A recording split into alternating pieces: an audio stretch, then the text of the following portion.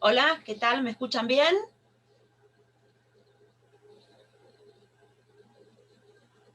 A los que están conectados, ¿me están escuchando? Sí, ahí Sí, está. Bueno. perfectamente. Sí, profe, se la escucha. Hola, buenas tardes para todos. ¿Cómo están? Bien. Bueno, faltan unos minutitos para las menos cuarto, pero bueno, todo este tema de la tecnología hace que uno se conecte y trate de tener las cosas en condiciones antes. Les pido, por expresa indicación de Daniel, que pongan la cámara, porque él no quiere que, que pongan la foto. Así que este año les pido encarecidamente el tema de la cámara. Y bueno, ahí van apareciendo con caras de como que, bueno, no quiero poner la cámara, pero ayer me llamó y es expresamente 2 pedidos para este año. Uno es el tema de la cámara y otro es el tema que tengo que tomar todas las clases asistencia porque hay que cumplir con el 75% de asistencia. Bueno, me voy presentando, ya les escribí, no sé si están todos en el WhatsApp, mi nombre es María Eugenia Ortega, tengo el cargo de ayudante en la Cátedra de Teoría Constitucional, ya hace unos cuantos años que estoy con Daniel, estamos solos en la cátedra, él como adjunto y yo como ayudante. Y conmigo van a tener todos los miércoles, eh, es decir, me refiero hasta el primer parcial, ¿no? Que ya creo que la fecha está fijada para el 30 de septiembre. Por ende, no tenemos tantos miércoles para la primera parte. ¿Qué otra cosa más para comentarles? Bueno, les pido encarecidamente eso, que pongan la cámara eh, y que el tema de la asistencia. Yo lo que voy a hacer es como a mitad de la clase, voy a tomar asistencia, no me gusta por si alguno no puede estar desde el comienzo, así que como que les voy a dar unos minutitos más como para que se conecten y puedan estar. ¿Qué otra cosa más para comentarles? Yo habitualmente estoy en los grupos de WhatsApp, de hecho porque hoy me presenté, eh, considero que mi función como soy ayudante de la cátedra es un poco acercarlos al titular o bien a Daniel, al adjunto, así que suelo estar en los grupos como para que a veces más de una vez me preguntan desde bibliografía, no encuentran un tema, qué me parece sobre otra cosa. Les digo la verdad, como todo grupo, ¿no? Después cuando empiezan a escribir todos, a veces se convierten en 100 y pico de WhatsApp, pero en general soy de estar presente y tratar de, a veces si tienen alguna duda y no le preguntan a Daniel, o ver la forma que ahí veo que se van conectando cada vez más. Ya hay 20, qué bien. Bueno, mi idea era eso que les digo, ¿no? Tratar de conectarlos un poco más y fortalecer el vínculo con el adjunto. Para los que repito, porque me conecté unos minutitos antes, les pido mi nombre es María Eugenia Ortega, yo soy ayudante, van a tener conmigo los miércoles, les pido dos puntos que me pidió expresamente Daniela anoche, es uno, que voy a tener que tomar asistencia, como que a veces con la asistencia los cuatrimestres anteriores, este tema es el cuarto Zoom, sí, ¿no? El cuarto cuatrimestre, estamos así. Eh, y el otro tema es que pongan la cámara. Yo la verdad que estaba como esperanzada, soy sincera, no me gusta, como le dicen todos los profesores, pero a mí particularmente no me gusta para nada la tecnología, y estaba como esperanzada de si se podía empezar presencial. La verdad que estaba, de hecho, hablaban de las materias troncales, pero bueno, como que todavía no nos llegó a teoría constitucional.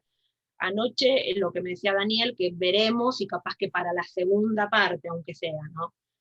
Ustedes saben que la Facultad de Derecho fue la primera que empezó de todas las facultades con las clases presenciales, y la verdad que no es lo mismo. Pero bueno, es lo que tenemos, es lo que hay, pero capaz que conseguimos esta segunda parte, me refiero hacia el segundo parcial, que capaz que se autorizan que sea presencial, sería bárbaro, ¿no?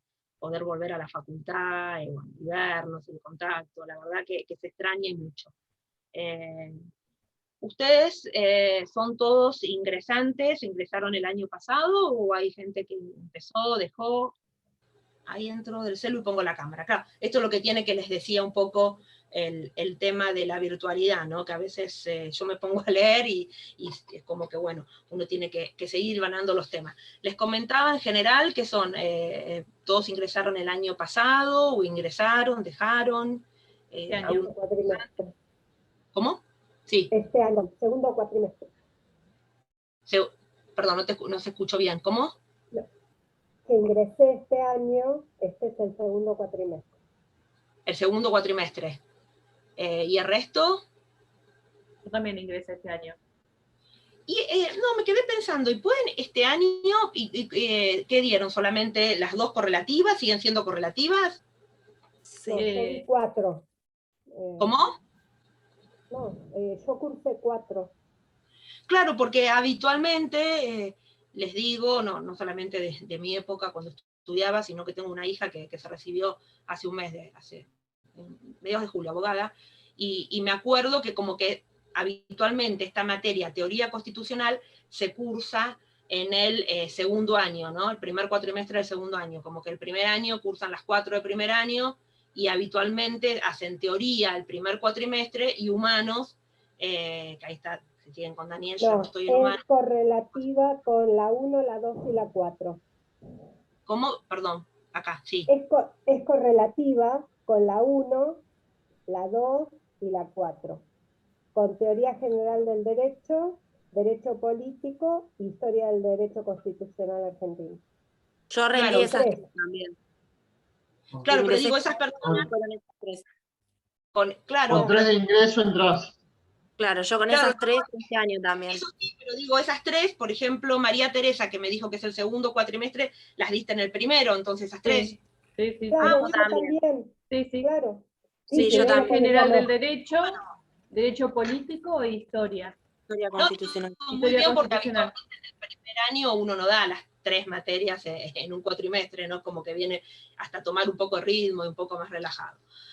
Bueno, en este momento 25 es una comisión bastante numerosa por lo que habitualmente nosotros manejamos, que generalmente, no los quiero asustar, pero generalmente se anotan pocos con nosotros, y lo que veo que 27 ahora, así que bueno, va, muy bien, muy bien.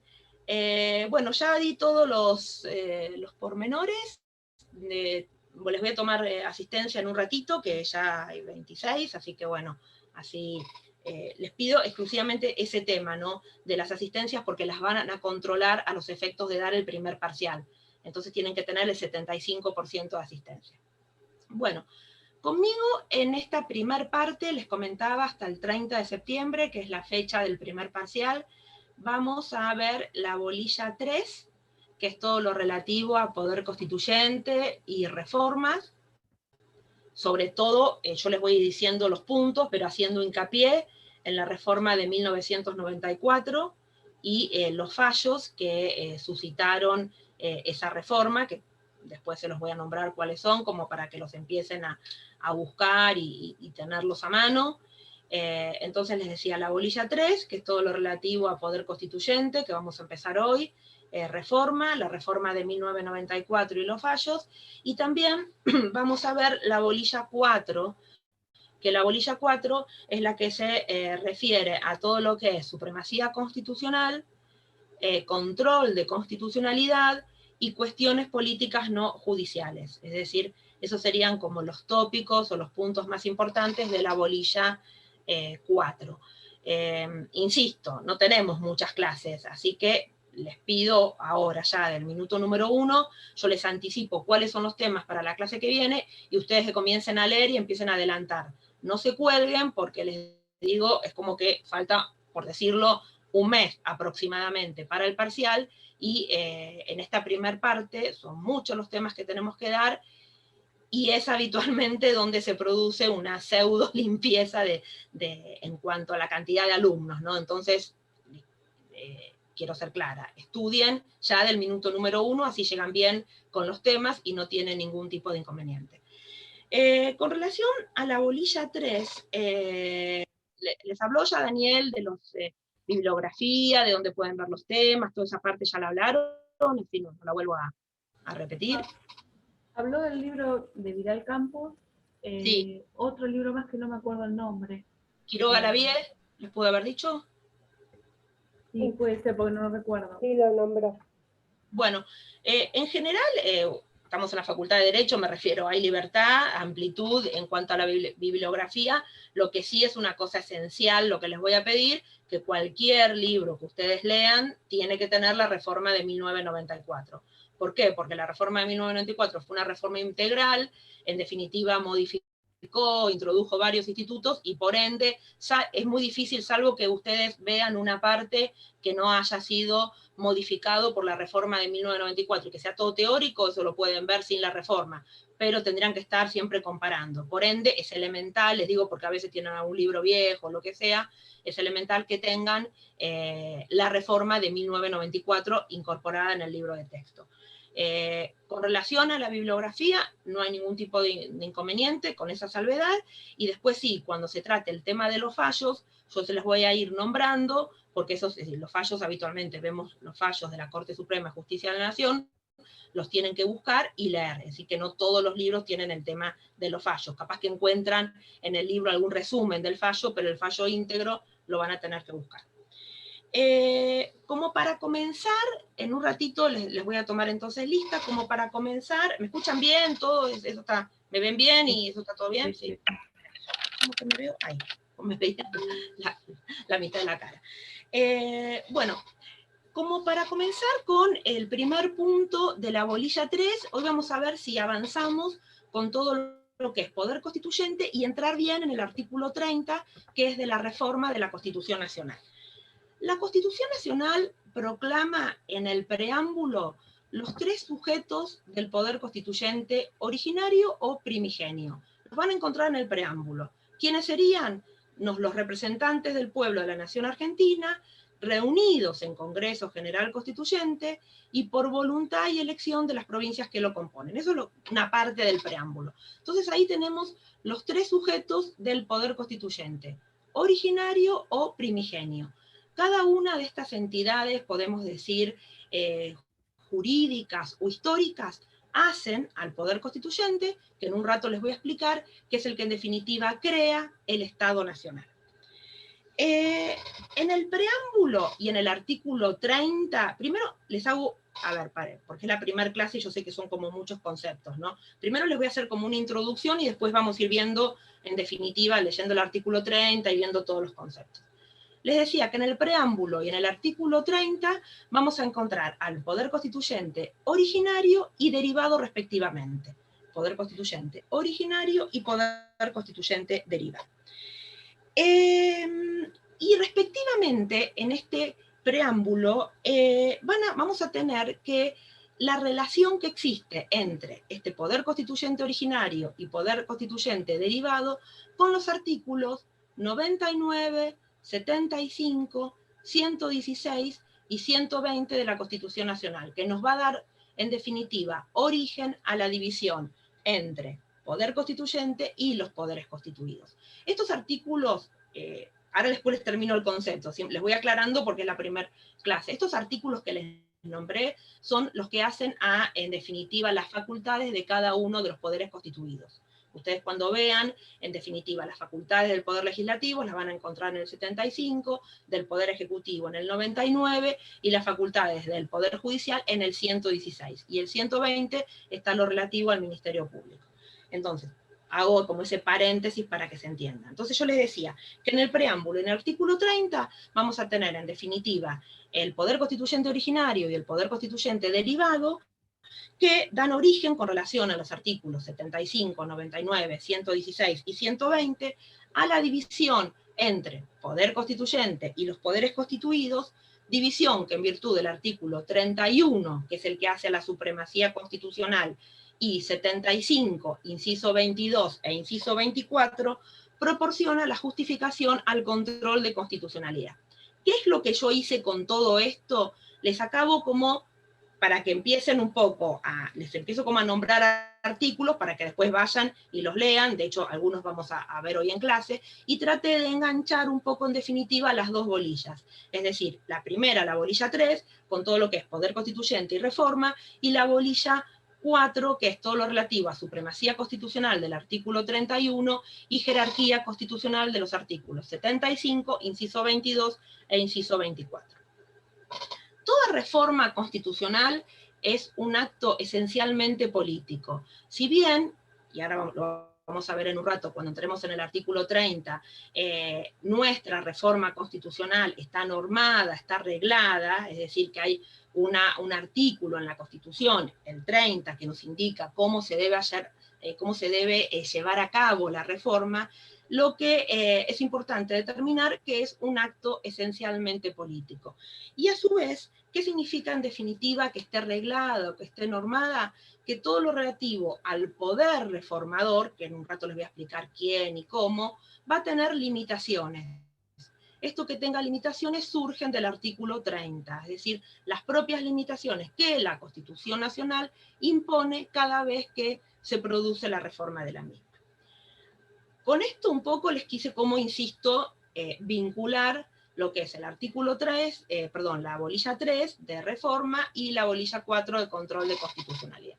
Si nosotros tenemos que definir, ahora les pregunto a ustedes, el poder constituyente, yo les digo a ustedes, es decir, sentaditos ahí, no tienen ni idea, y yo vengo, me siento y les digo, ¿qué les parece que es el poder constituyente? ¿Qué idea pueden elaborar con relación a esto? ¿O para qué sirve? ¿Cuál es la finalidad?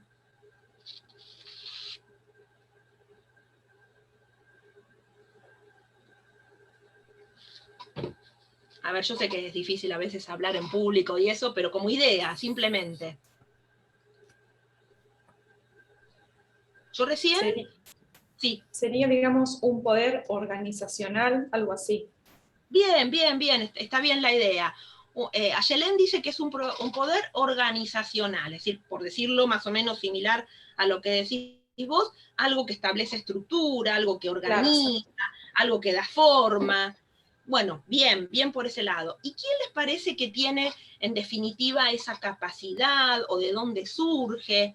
¿Quién, en definitiva, o siguiendo lo que dice Ayelén, organizacional del Estado, ¿no? Es para organizar el Estado, es para establecer la estructura del Estado. ¿Quién tiene ese poder en la mano para realizar eso?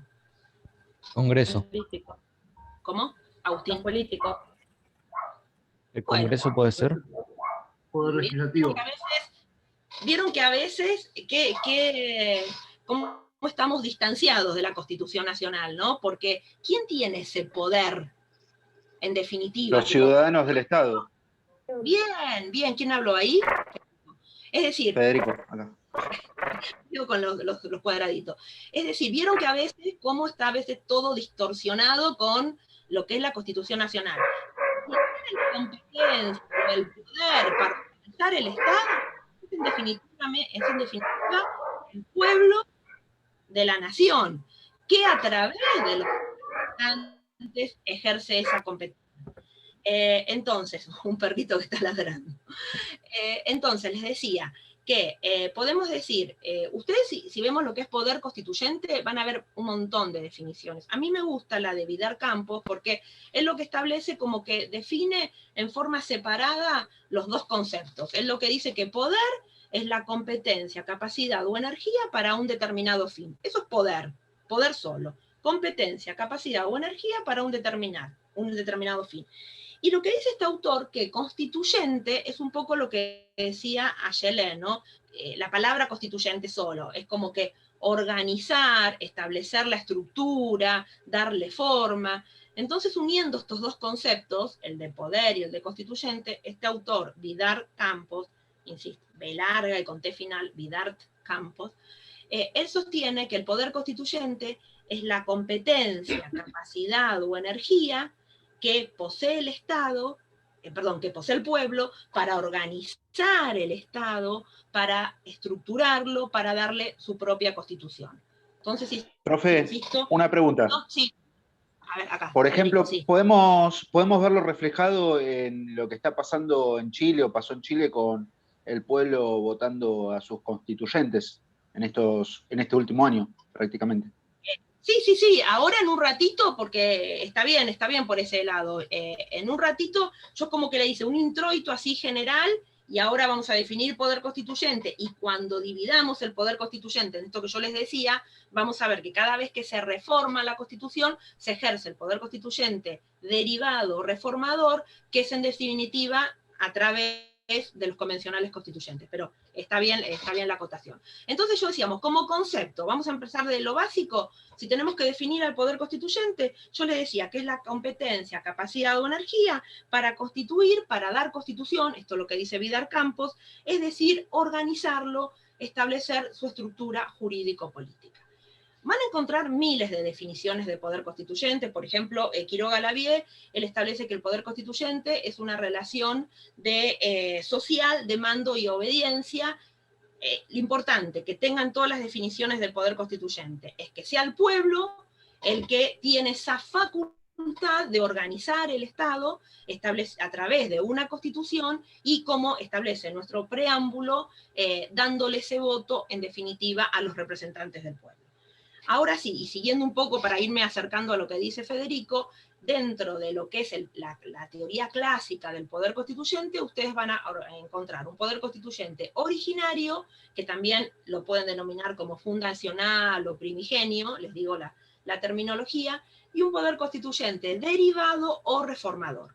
Poder constituyente originario o primigenio, y poder constituyente derivado o reformador.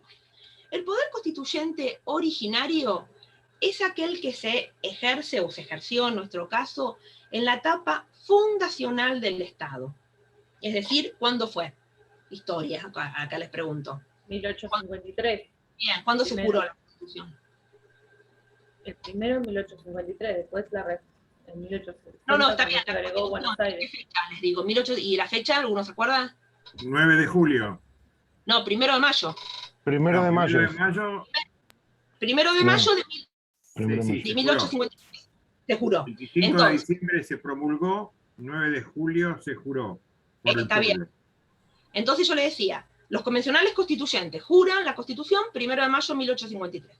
¿Qué es, en definitiva, entonces, se ejerció una sola vez, cuando se juró la Constitución? Y yo les decía, se ejerce en la etapa fundacional del Estado para organizar, para crear el Estado mediante el dictado de la Constitución Nacional.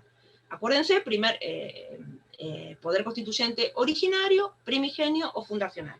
Después tenemos un poder constituyente derivado. Ese poder constituyente derivado o reformador es el poder constituyente que se ejerce cada vez que se modifica o se reforma, como dice el título, la Constitución vigente, que después vamos a ver que la reforma puede ser total o parcial. Lo importante de este poder constituyente derivado, que se ejerce en virtud de una habilitación constitucional. ¿En dónde estaría la habilitación constitucional? En un ratito lo vamos a leer en el artículo 30. Entonces, a determinar el poder constituyente derivado reformador es aquel que se ejerce en virtud de una habilitación constitucional para modificar o reformar nuestra Constitución Nacional. ¿Ustedes saben todas las reformas que sufrió la Constitución de 1853? ¿Cuál fue la primera? 60. 1860. Bien. La segunda, 66. 1866. 66, sí, 1866. La tercera, 98. 1898. Parezco el juego de Guido Caslones. 1898. Y después, ¿a cuál salió? 57. Antes, que fue 49. fue bastante discutido, 1949. Después, acá lo que dijo Alberto. ¿Cuál? 94. Bueno, espere, perdón. El 57. Está en la enmienda del 72. 1957, y después, ¿qué saltamos ahí? Una cosa medio extraña, gobierno de facto. La enmienda del 72. La enmienda del 72, no lo podemos hablar de reforma, gobierno de facto, no había congreso, no había convención constituyente, pero bueno, una enmienda del 72. ¿Y la última? La del 94. 1994, bien. Bueno, yo cuando les digo hago paréntesis es que les voy a decir algo relacionado, pero no sigo con el texto. Les pido que por un tema de tiempo, yo no voy a poder dar todas las reformas. Algo vamos a mencionar, vamos a hacer hincapié en la reforma de 1994, les voy avisando, con la ley declarativa, que es la 24.309, y los fallos que se suscitaron con relación a la reforma de 1994. ¿Qué les quiero decir con esto? Que nosotros damos por sabido, porque eso viene de historia, todas las reformas anteriores, es decir, que si no las vieron o las vieron flojas, péguenle una leída, y lo que les pido, y me van a entender bien la clase que viene, que con relación a las reformas anteriores, no vean solamente qué se modificó, qué se reformó, qué se incorporó, sino si cada una de las reformas tuvo algún vicio de legitimidad o inconstitucionalidad en cuanto a su sanción, en cuanto a su promulgación. ¿Se entiende la pregunta? Entonces, como tarea para el hogar, como decíamos cuando éramos chicos. Es decir, vean todas las reformas, qué se introdujo, qué se derogó, qué se modificó, y si alguna de las reformas, en definitiva, tuvo algún vicio, por ejemplo, acá con Alberto, la del 49, con todo lo que se suscitó. Es decir, vayan viendo el tema de las mayorías, cómo jugó, porque acá, en esta materia, es importante lo que se modificó y lo que se reformó, pero también, en definitiva, ponernos un poco como de abogados del diablo y decir, bueno, a ver, esta se pudo haber tachado de inconstitucionalidad por tal o cual motivo. Entonces, siguiendo con la explicación, hablamos de un poder constituyente originario y un poder constituyente derivado. Otro punto que ustedes tienen en el programa es la titularidad de uno y otro, que esto más o menos ya con la explicación que yo les dije, la primer parte, lo tienen que saber, es decir, quién es titular de uno y otro poder. Del poder constituyente originario, la titularidad reside en el pueblo, y esto es lo que acabamos de ver del preámbulo, ¿no? No los representantes del pueblo de la nación reunidos en Congreso por voluntad de elección de las provincias que lo componen. Entonces, la titularidad del poder constituyente originario reside en el pueblo. ¿Y cuál es, en definitiva, la titularidad del poder constituyente derivado? También reside en el pueblo. ¿Por qué? Porque el artículo 30 establece, lo vamos a ver en un rato, que la reforma se va a realizar por un órgano especial, un órgano extraordinario, ad hoc, como le quieran decir, que es la Convención Constituyente Reformadora, y esa Convención Constituyente va a estar formada por los convencionales constituyentes, que los elige también el pueblo. ¿Qué les quiero decir en definitiva con esto? Que la titularidad del poder constituyente originario y derivado reside en el pueblo. Otra distinción en esta primer clase así medio teórica que tenemos que ir avanzando es cuál es la diferencia entre poder constituyente y los poderes constituidos. Los poderes constituidos son aquellos poderes que tuvieron origen en el poder constituyente, es decir, poder ejecutivo, poder judicial y poder legislativo. Ahora bien, esta diferenciación entre poder constituyente y los poderes constituidos es de suma importancia en países como el nuestro, que tienen constituciones rígidas. Cuando vean con Daniel la clasificación de las constituciones, van a ver que las constituciones pueden ser rígidas o flexibles. En nuestro país nosotros tenemos una constitución rígida. ¿Qué significa que tenemos como una rigidez extrema? ¿Qué significa esto de la constitución rígida? Que la propia constitución prevé un procedimiento especial y un órgano especial para realizar su propia reforma. Procedimiento y órgano. Que esto, en un ratito si llegamos lo vamos a ver, está establecido en el artículo 30. En cambio, en aquellos países que tienen constituciones flexibles, el mismo órgano que se encarga de la función legislativa es el que se encarga también de reformar la Constitución Nacional.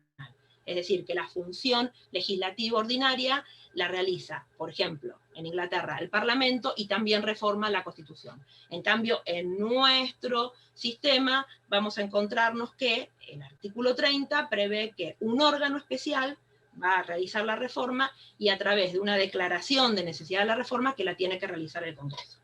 Entonces, ¿entendió cuál es la diferencia entre el poder constituyente y los poderes constituidos? Sí, perfecto. La Constitución de Estados Unidos es igual, ¿verdad? Que la inglesa. La diferenciación, ¿quién me habló? Estados Unidos. ¿Quién me está hablando? Acá, Alberto. En cuanto a poderes constituyentes... Enmiendas. ¿Pero qué parte igual? Que la decide un poder constituido. La diferenciación, sí. Ellos tienen otro sistema con relación a los estados en cuanto a la ley de fondo.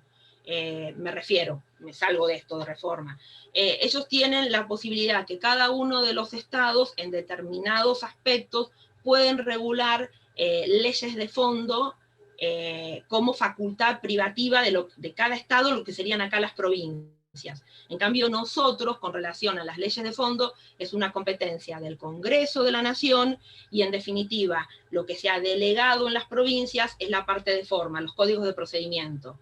¿Qué quiero decir con esto? Por eso ustedes van a ver en algunos estados, valga la redundancia, en algunos estados de Estados Unidos, que van a encontrar determinadas cuestiones de fondo, por ejemplo, eutanasia, aborto, que algunos estados lo prevén y otros no. Y acá lo que es legislación de fondo es, me refiero para todo el Estado Nacional, porque depende del Congreso Nacional.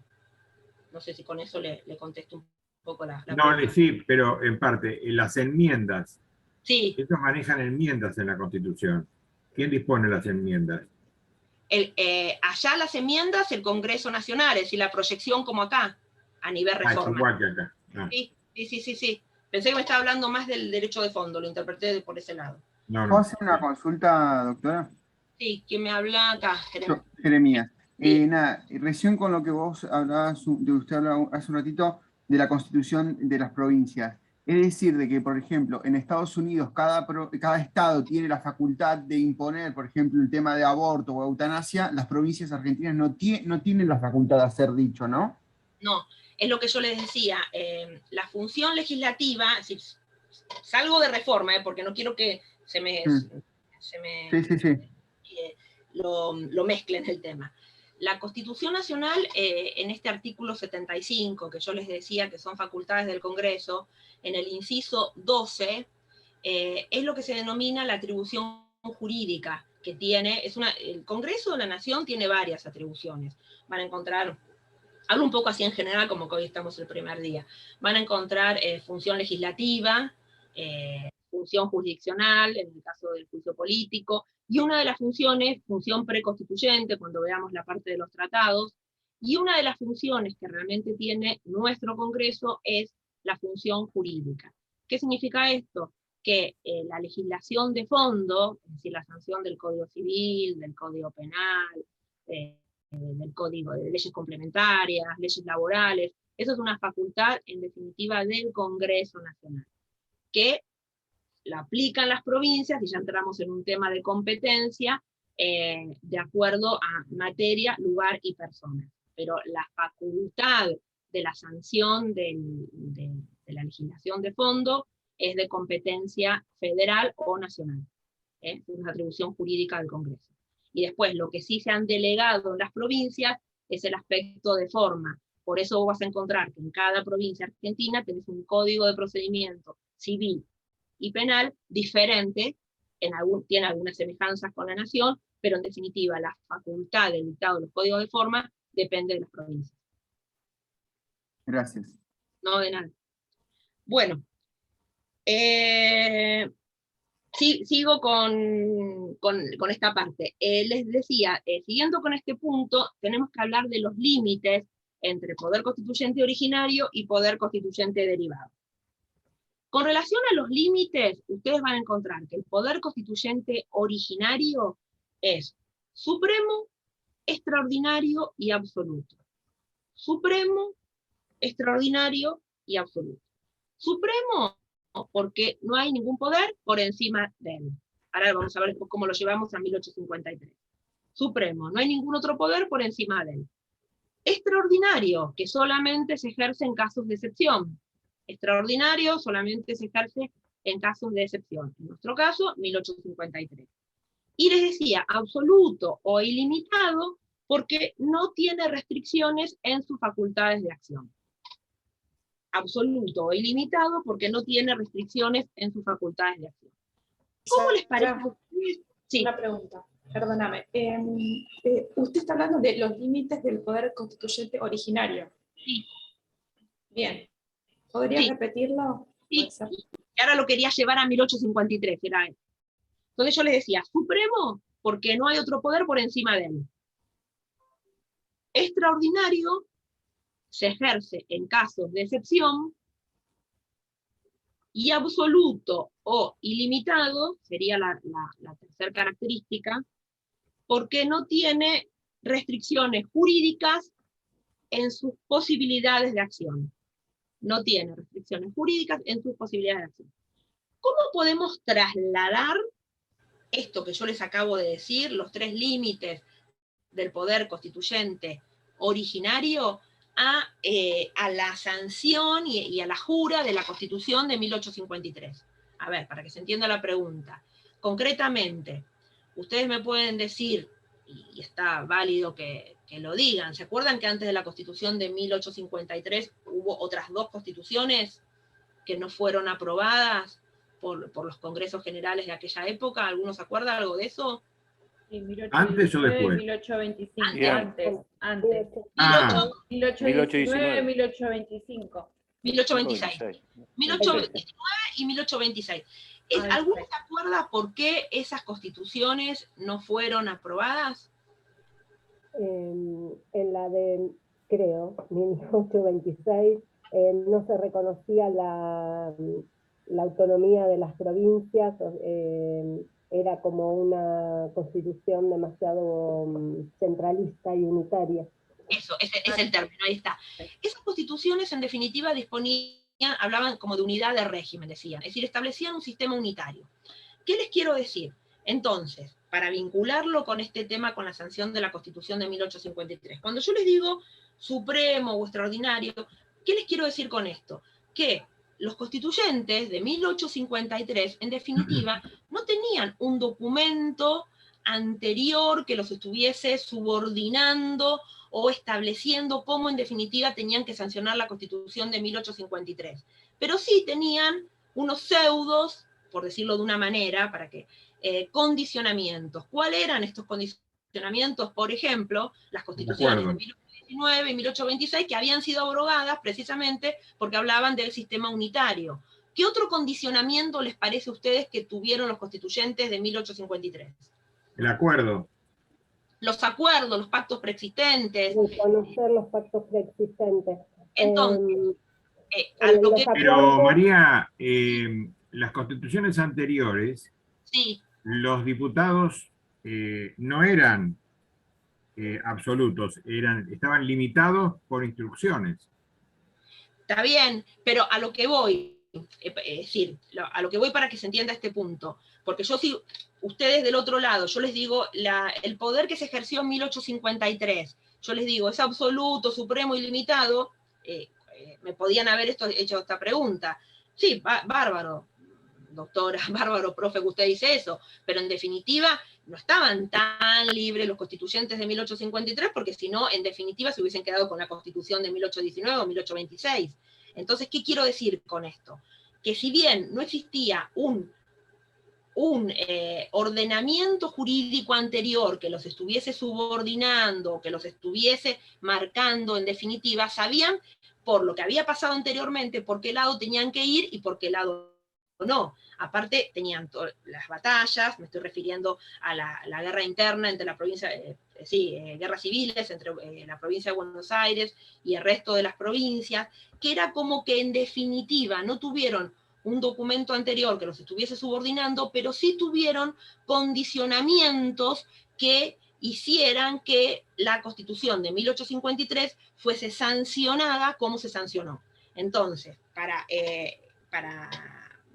terminar con el punto y para que quede claro, no tuvieron condicionamiento o no tuvieron subordinación como un documento anterior, un instrumento que los estuviese condicionando, pero sí en definitiva esos condicionamientos. ¿Cuáles podrían ser? Esto que les digo. Las constituciones en definitiva de 1819 y 1826, los pactos preexistentes, los acuerdos, es decir, toda esa realidad que fue llevando a que la Constitución de 1853 en definitiva se armase y se jurase tal cual está ahora. No sé si se entiende el punto donde quiero llegar. ¿Por qué les digo esto? Porque esto con relación al poder constituyente originario, pero si hablamos del poder constituyente derivado, el poder constituyente derivado sí tiene límites, por eso el otro era ilimitado y este es limitado. ¿Y de dónde surgen los límites del poder constituyente derivado?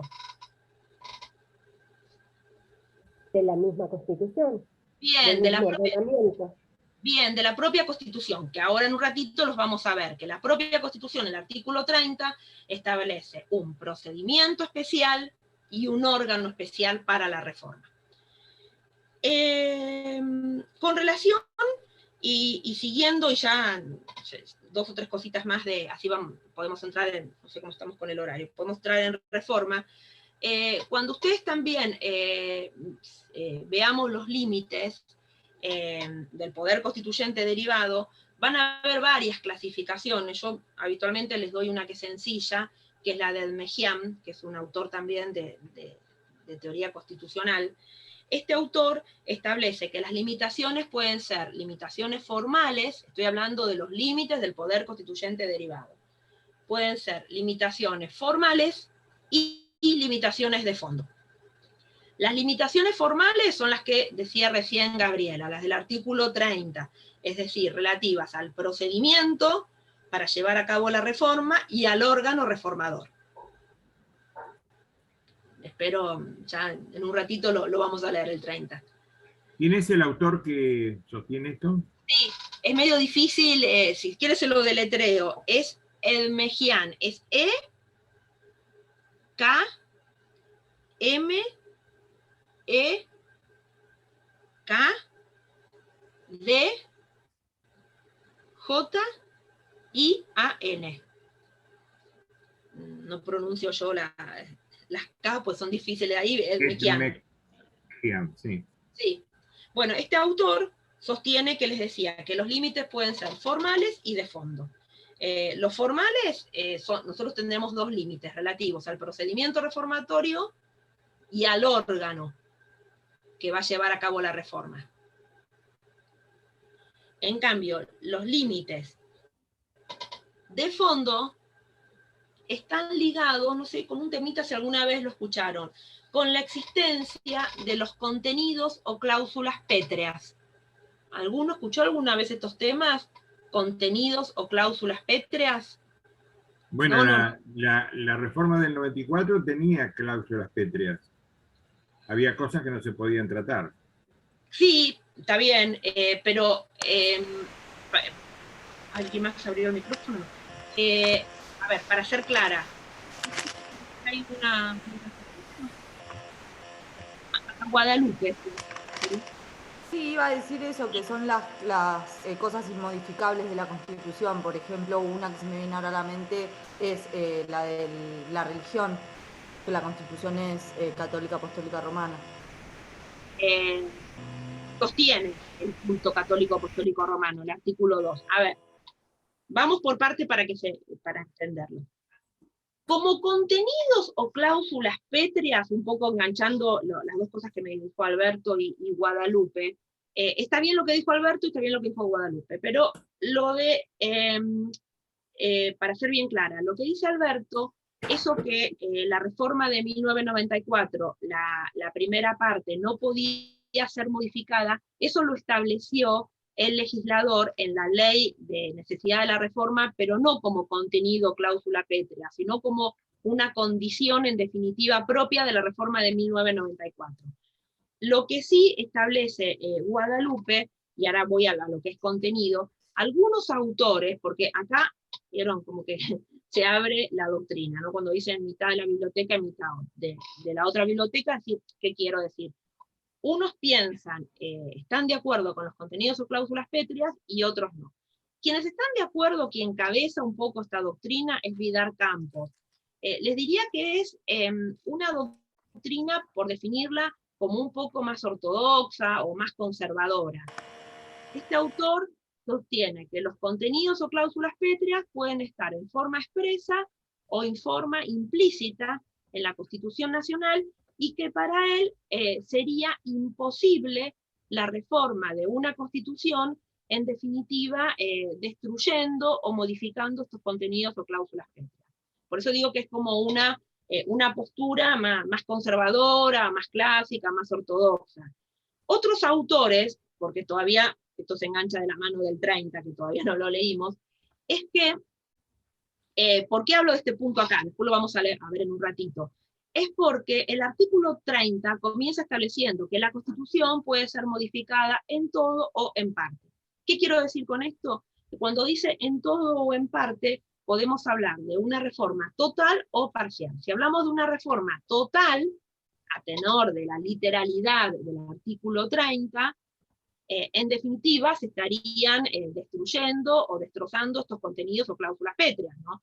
Entonces, insisto con esto, van a tener dos posturas, esta más clásica, que lo que dice este autor, que sostiene que estos contenidos están en forma expresa, implícita, y que recién se pueden variar estos contenidos cuando varía la estructura social que le dio origen a ese contenido o cláusula pétrea. Entonces, para este autor es imposible la reforma total de una constitución, insisto, no teniendo en cuenta o destruyendo estos contenidos o cláusulas pétreas. Otros autores, como por ejemplo Quiroga Lavie, es lo que dice que a tenor de la literalidad del artículo 30, que habla de la reforma total o parcial, es posible, en definitiva, la derogación de estos contenidos o cláusulas pétreas.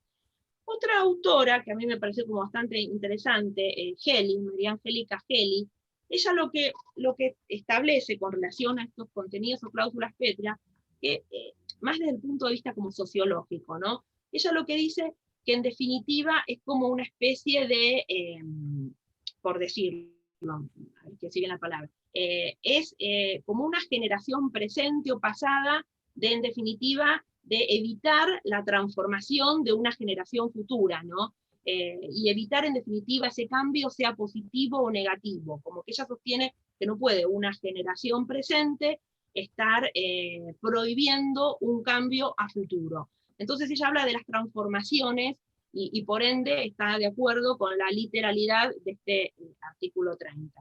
Si ustedes ven, a lo que voy, nosotros como sociedad en muchos puntos hemos avanzado, y me parece que a veces estar aferrándose a determinados contenidos hacen que la estructura social va cambiando, y en definitiva me parece que también tenemos que ir acorde con las transformaciones sociales. Pero bueno, esa ya es como opinión mía, ¿no? María, sí. ¿Los principios no son cláusulas pétreas?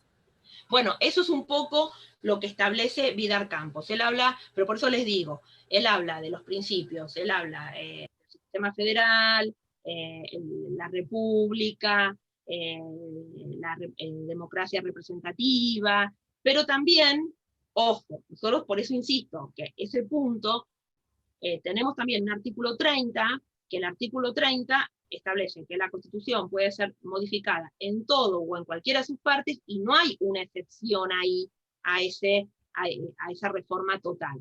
De hecho, es decir, para no preocuparlos con todo esto, cuando la Constitución ha sufrido las reformas, siempre en definitiva estos principios, por decirlo, o cláusulas pétreas en cuanto al sistema de gobierno o al sistema de Estado, se han mantenido indemnes, ¿no? Pero esa es un poco la disputa que si ustedes leen, depende de qué autores lean, van a encontrar que algunos están enrolados dentro de los contenidos o cláusulas pétreas y otros no. Por eso me gustaba como esta postura que siempre les traigo de María Angélica Geli, de esta autora, que es en definitiva son las transformaciones. ¿Sí? A veces las transformaciones pueden ser positivas o negativas, pero es la vida misma. Bueno, sigo con algo de dos cositas más. ¿Cómo vamos con el horario? Pues les digo la verdad, me quedé sin pilas de reloj. 5:30. 5:30. Les digo dos cositas más de poder constituyente, tomo lista y empezamos con reforma. ¿Les parece bien? Sí. ¿Están cansados? ¿Cómo van? Bien. ¿Bien? En Ustedes tienen... definitiva, María, el tema del link es el único, porque había otro que creía, yo por lo menos creía que era el de hoy. No, les comento lo siguiente, para eso que no haya problemas todos los miércoles. Daniel tiene su cuenta personal, no me pregunten mucho de tecnología, yo sé que él tiene su cuenta personal y su propio link. Yo no tengo esa facilidad y yo dependo del link que me dan el centro. Lo que sí, yo siempre hablo con los chicos, que la verdad que siempre me facilitan todo bárbaro, y hoy hablé con Candy del centro estudiantes y me dio este link, y este link lo vamos a usar todos los miércoles. Con Daniel usen el link de él. Esa es lo que tendrían la única diferenciación tener. Profesora. Sí. Ayelen acá. Sí. A ver si es que entendí bien. Entonces, que la Constitución puede ser reformada en todo o en parte, y por otro lado, algunos autores están a favor de la existencia de contenidos pétreos y otros no. ¿Es así? Sí, sí, sí. Todavía igual ahora, viene en el 30, vamos a entrar en un ratito, ¿no? Vamos a leer el 30 y empezar como a desmenuzar el 30. Pero eso sería así, como vos lo decís. Bueno, por ejemplo, vos lees a Quiroga Lavie y es lo que te dice, que a tenor de la literalidad, es decir, vos lees el artículo, Quiroga que te dice, vos lees el artículo 30 y te dice que la reforma puede ser total o parcial. Y no te habla de ningún contenido pétreo en el artículo 30. Eso lo dice también María Angélica Gel y los autores. Pero bueno, tenés los autores que en definitiva, yo igual creo, a ver, calculo, ¿no? Que vamos evolucionando como sociedad y me parece que ahora no, de los contenidos pétreos, que en definitiva dice Vidar Campos, ninguno pensaría ahora a volver a una monarquía, bueno, nunca la tuvimos, pero ponemos, por ejemplo, una monarquía o un estado totalitario, me parece que cae de suyo. Pero, por ejemplo, ¿no? Y esto, bueno, puede dar, ustedes acá cada uno tiene su opinión. Yo, para mí, sí, no tendría que ser un contenido pétreo la religión, tomarlo por la religión católica, apostólica romana, porque igual tenés un artículo 14 que establece la libertad de cultos, ¿no? Pero me parece que el Estado no tendría que sostener la religión católica, apostólica romana, pero es mi opinión. Vengo de un colegio católico apostólico romano y de una creencia así, pero insisto, esa es mi opinión, y para mí no tendría que ser considerado un contenido pétreo, y de hecho el Estado no tendría que sostenerla. Yo estoy más con la libertad de culto, pero esa también puede encontrar una persona que del otro lado te diga, no, mira, para mí tendría que hacerlo, y de hecho las cosas tienen que seguir como están. Por eso es muy opinable. A mí lo que me parece... ¿Y el contenido pétreo sería un principio? Claro. Son cuestiones estructurales. Bueno, pueden ser principios, contenidos en forma expresa o en forma implícita en la Constitución, ¿no? Por eso yo sí estoy de acuerdo con la forma de Estado, la forma de gobierno, pero no meter a la religión dentro de un contenido pétreo. Para mí, de hecho, bueno, hay varios intereses, pero de hecho se tendría que haber aprovechado la reforma 94 para suprimir el tema del artículo 2, ¿no? Es decir, pero insisto, ya es como muy del otro lado, puede haber otra opinión y es perfectamente válida igual, ¿no? Nosotros tenemos, eso lo van a ver cuando lo vean en humanos, tenemos un artículo 2 que sostiene, entonces eso significa que hay una relación entre Estado e Iglesia, que yo no estoy de acuerdo, y después tenemos un artículo 14 que tenemos la libertad de culto, ¿no? Bueno, les decía, nos quedan un tema, poder constituyente antes y después de 1853, y el poder constituyente en las provincias, que así redondeamos con poder constituyente. A ver, cuando yo les doy mi opinión, ustedes me dan la suya, y me refiero que está buenísimo, yo al contrario, lo que no me gusta de la virtualidad, y a veces sí me gusta más de lo presencial, es esta cosa, ¿no? Que con todos los temas, cada uno tiene su opinión, y lo enriquecedor es que yo aprendo de lo que me dicen ustedes, de la opinión de ustedes, y ustedes aprenden de mi opinión, no es que ni se les va a exigir, ni se les va, estamos en la facultad de Derecho, usted me puede decir, no, mira, doctora, yo por toda la trayectoria, y por lo que pienso lo que es la Iglesia, y por la fe, y por todo, estoy de acuerdo con el artículo 2, y es válida igual, pero me gusta como que cada uno en definitiva tenga su criterio, y lo respetemos, y lo sostengamos. Con relación al poder constituyente antes y después de 1853, ¿dónde les parece a ustedes que se puede haber ejercido el poder constituyente originario antes de 1853? ¿A través de qué? ¿Cómo, por favor, de vuelta? Sí, creo que en el programa tienen un punto que es poder constituyente antes y después de 1853. Después de 1853 es todas las reformas que vimos. Antes de 1853, ¿cómo les parece que hubo como un intento de ejercer el poder constituyente? El acuerdo de San Nicolás. Bien, los acuerdos, y antes de los acuerdos, Los pactos. sí, y antes. Y bueno, la constitución es que nombramos recién, que no... No, pero, perdón. La estoy misma hablando declaración de la independencia. antes. Declaración de la independencia, en los virreinatos, es decir, Las perdón, revoluciones, cabildos, las estaba pensando en otra cosa. revoluciones, arrancan las revoluciones norteamericanas y francesas, ¿no es cierto? Sí, pero digo en nuestro país, porque es el punto, como ver un poco dónde se puede haber ejercido el poder constituyente antes de 1853, en nuestro país. Revolución de Mayo. El Revolución reglamento de la 1810. Junta. El Primero- cabildo abierto. Cabildo abierto, bueno, está bien, esos son como todos intentos de haber ejercido el poder constituyente. Una cosa que yo no sé si ustedes saben, que la Constitución de 1853, la Constitución originaria, antes de la reforma de 1860, tenía lo que, hablando recién de los límites, tenía un límite temporal. ¿Qué significa esto de un límite temporal? La Constitución de 1853 establecía que ella no podía ser reformada hasta que pasase o venciese, decía, el plazo de 10 años de jurada por los pueblos. ¿Qué quiero decir con esto? Había como un plazo o un límite temporal de irreformabilidad. Es decir, no podía ser modificada. ¿Qué pasa? Ustedes me dicen, bueno, doctora, pero en 1860 fue la primera reforma. ¿Sí? Ya empezamos mal. A los 7 años, la Constitución de 1853 decía que no se podía modificar por 10 años, y en el año número 7 la modificamos. Es decir, se produce la reforma de 1860.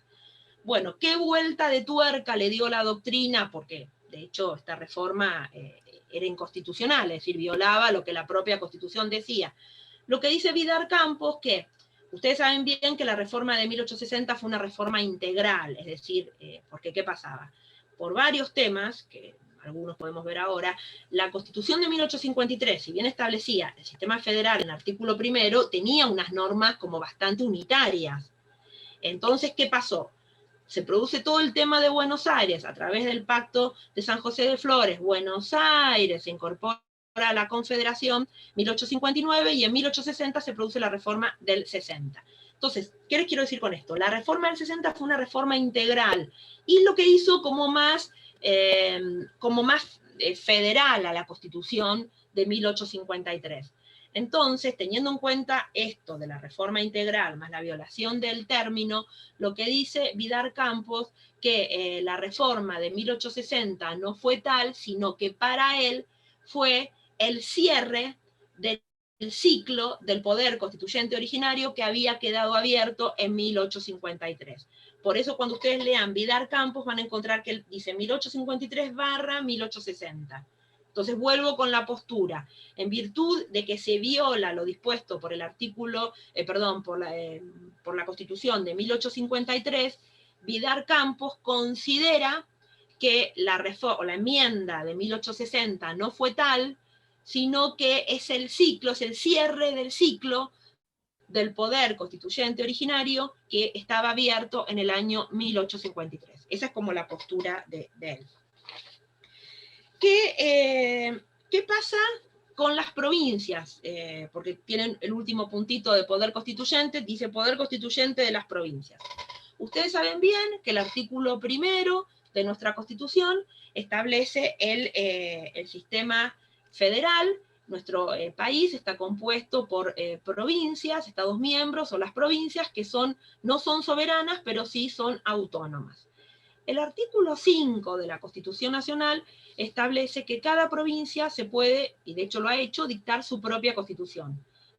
El dictado de cada provincia ha dictado su propia constitución. Entonces, yo les pregunto, y ahora les doy en un ratito la explicación, ¿a ustedes qué les parece? Que el poder originario, poder constituyente originario de cada provincia, es decir, cuando cada provincia dictó su propia constitución, ¿fue limitado o ilimitado? Limitado. Limitado. ¿Y de dónde La surge? Constitución Nacional. Bien, de la Constitución Nacional. ¿Alguno tiene idea de dónde ¿sí? De la Constitución. Pero, ¿qué hay? Para explicar más este principio, ¿qué hay entre la Constitución Nacional y las constituciones provinciales? Un Que las principio de provinciales que... no pueden estar sobre la nacional. Bien, entonces, ¿cómo lo podemos definir eso? Como para empezar a darle nombre y apellido. De jerarquía. Supremacía. Bien, supremacía, bien, o principio de subordinación de tiene el orden jurídico federal frente a los distintos órdenes jurídicos provinciales. Según desde Entonces, donde se mire. ¿Cómo? Según desde donde se mire. De las provincias con relación al A gobierno la nación federal. es subordinación y de la nación a las provincias. Es decir, el principio es la subordinación que existe entre el orden jurídico federal frente a los distintos órdenes jurídicos provinciales. Eso lo tomamos como principio de subordinación, o cuando veamos el 31, el principio de supremacía constitucional que se encuentra en el artículo 31 de la Constitución. Ahora bien, eso con relación al poder constituyente originario de cada provincia. Y el poder constituyente, y acá a Alberto, que ya que no hay subordinación, le pregunto, y el poder constituyente derivado de cada provincia, es decir, recapitulo, el poder que tiene cada provincia de reformar su propia constitución, ¿no? Poder constituyente derivado provincial. ¿Tiene alguna injerencia o cómo rige el principio de supremacía nacional? Es decir, dicho de otras palabras, ¿puede el gobierno federal intervenir en la reforma de las constituciones provinciales? Sí, profe. No. A ver, la Yo creo que autonomía no. la mantiene. Para mí puede, porque si hay algún artículo de la ley provincial que no vaya acorde a la Constitución Nacional, tanto el gobierno federal puede presentar una apelación en la justicia y define la Suprema Corte. Ahí hay como quedó un poco ensalada. No. Pero para que se entienda, puede, vamos a ponerle, no pongamos justicia porque ya entramos todo en un tema de inconstitucionalidad de una constitución provincial, ya un tema de recurso extraordinario, no los quiero por ahora meter en eso. Vamos a ponerle al gobierno federal nombre y apellido, Congreso, es decir, para bien delimitar, ya que estamos hablando de reformas. ¿Puede el Congreso federal o el Congreso nacional modificar o reformar una constitución provincial? Esa sería la pregunta.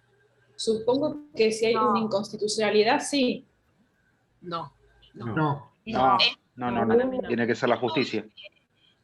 Para ir aclarando, Federico, siempre si hay una inconstitucionalidad, lo declaran los jueces y en última instancia la Corte Suprema de Justicia de la Nación. Eso se lo dejamos para el Poder Judicial. Por eso yo ahora, cuando le hice primero la primera pregunta, le dije gobierno federal, y después, para darle como una ayudín, les dije el Congreso.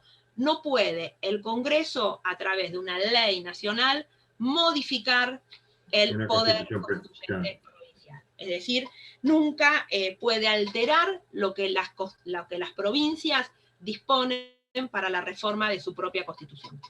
Por eso, perdón, Federico, está bien parte de lo que dijiste, pero por eso te quise sacar al Poder Judicial, porque es cierto, si una constitución provincial o una ley provincial hay que tacharla de inconstitucionalidad, en cierto punto, a lo última ratio va a intervenir la Corte Suprema, pero a través de recursos extraordinarios y otro cantar. Por eso quise sacar al Poder Judicial como para hacérselo como más limpia la pregunta, ¿no? Entonces yo le decía, puede. Ahora, cuando lleguemos al 30, van a ver que interviene, en definitiva, la ley de declaración de la necesidad de la reforma, interviene el Congreso Nacional. Entonces la pregunta era con relación al Congreso. María. Si el Congreso Nacional puede modificar una constitución provincial. Sí. ¿Eso no está en el artículo 121? Que las provincias conservan todo el poder no delegado. Sí, las provincias sí. No delegan hacer la constitución a la nación.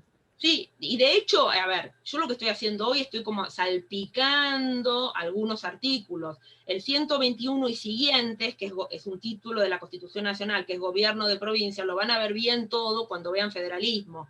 Yo lo que estoy tratando de hacer como un salpicado de algunos artículos como para ir siguiendo más o menos con el programa. Pero esa es la pregunta que tiende muchas veces a cometer el error, porque insisto con esto, ¿no? Cuando hablamos del poder constituyente derivado provincial, quien reforma las constituciones provinciales son las propias provincias, y no puede el gobierno federal, a través de una ley nacional, modificar una constitución provincial. Sí, ahora, siguiendo un poco, se me perdió, Ayelén, se me perdió de acá. Ayelén una curiosidad, María. Ayelén y Federico les quería decir esto, que yo lo que quería era como dejar esta parte del Congreso de la Nación, porque después, si hay una inconstitucionalidad, en definitiva, luego se va el resorte judicial, va a actuar, y en última instancia la Corte va a declarar la inconstitucionalidad por estar en contra de este artículo 5. Sí. Está bien. Sí, dígame. No, le quería como terminar el concepto. No, está bien. Creo que no tiene trascendencia la cuestión. Porque las provincias delegan poderes. Sí. Si en la Constitución provincial determinan cuestiones que afectan esa delegación, ¿qué pasa? Y es lo que les acabo de decir, siempre se tiene que poner en funcionamiento el Poder Judicial Federal, pero nunca el Congreso Nacional.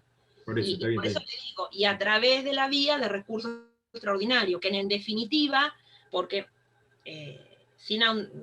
insisto, el artículo 5, con el 121 en adelante, lo van a ver cuando vean federalismo. Pero en el hipotético caso, ustedes si leen el artículo 5, cada provincia dictará para sí su propia constitución bajo determinadas condiciones. Las condiciones que tiene que cumplir con las provincias, algunas derivan de la relación de subordinación entre nación y provincia. Por eso les digo que si en definitiva no cumplen, siempre está el Poder Judicial, encabeza la Corte, para, en definitiva, tachar de inconstitucional a esa ley provincial o esa constitución provincial. Bueno, si no hay más preguntas con relación a esto, voy a tomar lista, que siguen estando los 30, ahora tomo lista y se van todos, y sigo con reforma. ¿Están cansados? ¿Cómo van? Reformados. Bien. ¿Reformados? Odio la tecnología, le digo, odio el Zoom, pero bueno, ojalá que capaz que para la segunda parte, si insistimos mucho, a ver si tenemos presencial. Delta mediante. Esperemos que no. Yo les digo la verdad, de ir, yo les decía a Daniel, tengo las 2 vacunas y tuve COVID, así que calculo que inmunizada estoy. Sé que vamos a tener que estar todos con barbijo y lejos, pero bueno, es lo que hay. De hecho, estaba viendo en las comisiones de otras materias, son las aulas grandes, todo separado, con la ventana abierta, capaz que nos toca, ya empieza la temperatura un poco mejor, y bueno, me dice que no, Alberto. Bueno, sé que es un caso particular, pero yo, por ejemplo, curso esta materia anterior a esta con otra. Para mí sería imposible cursar presencial, porque no puedo volar.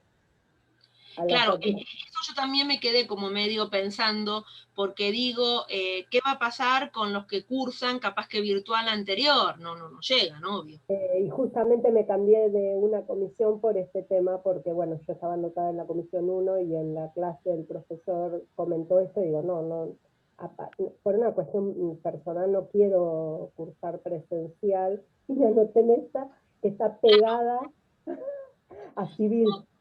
Claro, sí, por eso, pero a mí, una experiencia, les digo, cuando mi hija se recibió ahora en julio, y bueno, y se recibió con un juicio penal, y ellos habían insistido, y podíamos ir 2 familiares por cada uno de los eventuales recibidos. Y la verdad que lo hicieron en el aula, creo que la de arriba de todo, la del posgrado. Y la verdad que estábamos bastante separados, me refiero, y había unos chicos, los que no podían, en definitiva, que capaz que como el caso tuyo, Gabriela, está la pantalla grande, entonces es como que se daban como los 2 sistemas en forma simultánea. Estaba la pantalla, entonces podíamos, el profesor tenía. Está bueno eso, está bueno. Eso está bueno. Y aparte me refiero que el clima empieza supuestamente a estar mejor, entonces podemos tener abiertas las ventanas, bien separados, bueno, y ahuyentemos a la delta. Va a ser obligatoria la presencialidad, porque yo soy de Miramar y curso una materia antes pegada. Imposible que viaje. Y bueno, lo que hablábamos recién con Gabriela, capaz que, a ver, esto todavía de la presencialidad para teoría constitucional no está, les digo, no. Y capaz que esto que yo vi, ya te digo, cuando se recibió mi hija, que estaba Las prácticas. Bueno, sí, las prácticas sí, pero en el caso de ella, que era una práctica, pero me refiero a los del interior, me refiero de que no son de Mar del Plata, eran como las dos cosas al mismo tiempo, los dos sistemas, ¿no? Era presencial y virtual. Y con una pantalla grande, la verdad que estaba muy, muy bien organizado. Y en el aula de arriba, de posgrado, con todo abierto, bueno, me congelé porque era, creo que fue 15, 16 de julio, bueno, estuvimos como 4 horas, salimos duros, pero bueno, 1 hora y pico, un día de sol, capaz que lo podemos hacer. Crucemos en verano. Sí, y bueno, antes había de... En el polideportivo. No, antes había la cursada de verano, yo he dado algunos veranos, calor. Bueno, voy a buscar, que no tengo por acá, una virome y ya les tomo lista.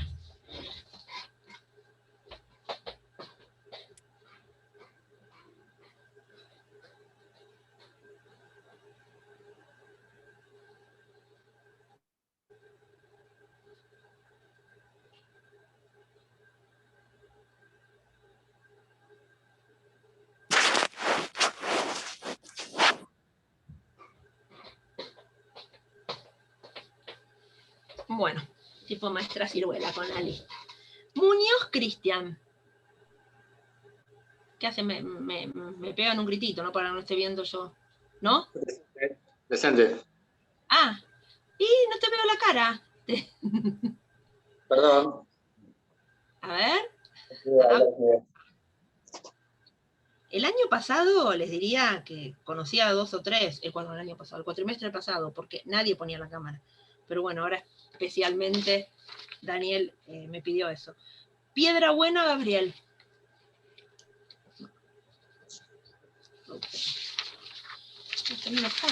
Bueno. Arana, Facundo.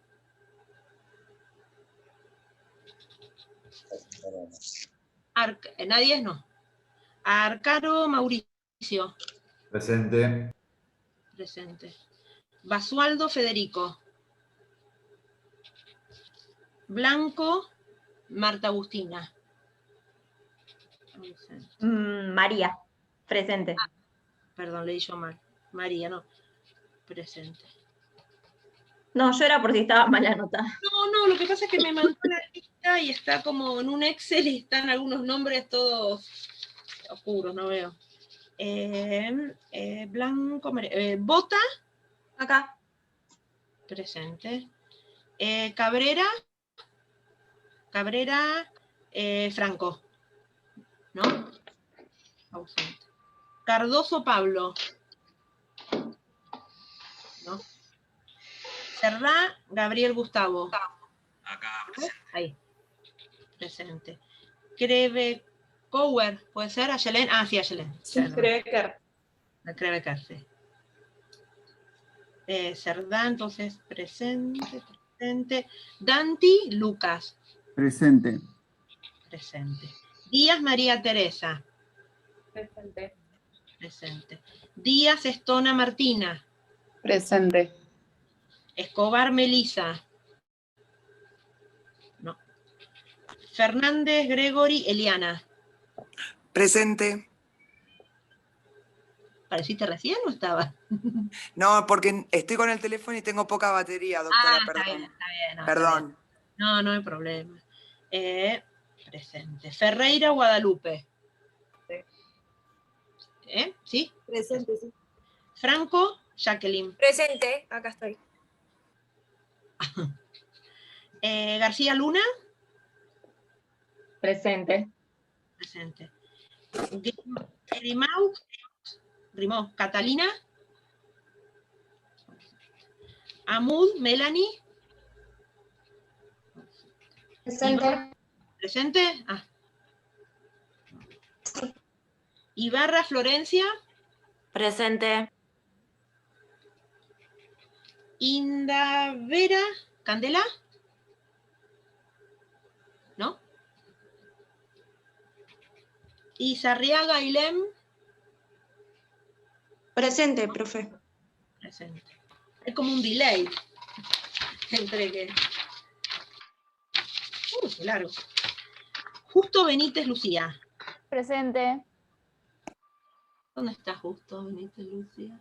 ¿Se escucha? Presente. Loisa Cintia. No. Mancilla José. Presente, profe. Martínez Roxana. Presente, pero entré hace un ratito, ¿eh? Bueno, no hay problema. Martínez Ayelem. ¿Se me escuchó? ¿Quién me dice se me escuchó? ¿Qué escribió se me escuchó? ¿Quién? Justo. Justo de apellido. Sí, Justo Benítez Lucía, presente, sí. Martínez Agustín. Martínez Ayelén, presente. ¿O no? Me perdí yo. No. Martínez Ayelén, no. Martínez Agustín. ¿Tampoco? Monroy Axel. Estoy sin cámara. Diciendo que está presente. Problema con el celular. Monroy, perfecto. Monroy, presente. Montesino Alberto, sí. Presente. Oro Mariano. Presente, doctora. Otemuro Durando, Luana. Presente. Pianesi Federico, sí, presente, ¿no? Lo vi. Sí, presente. Puente Maximiliano. Puente Maximiliano. No. Ausente. Ridel Ana Victoria.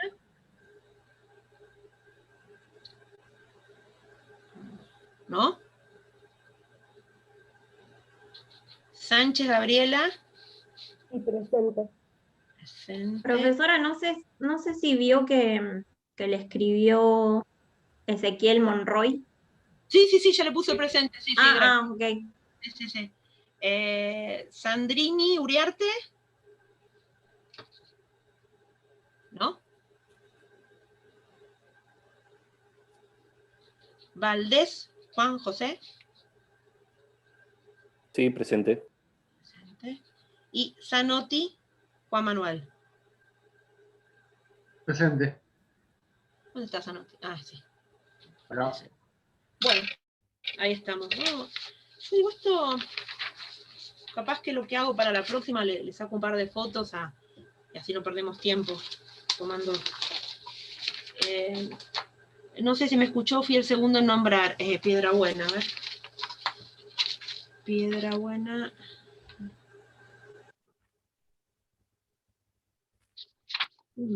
Ah, no. ¿Ves? Te había puesto. Ahí está, ya te puse presente.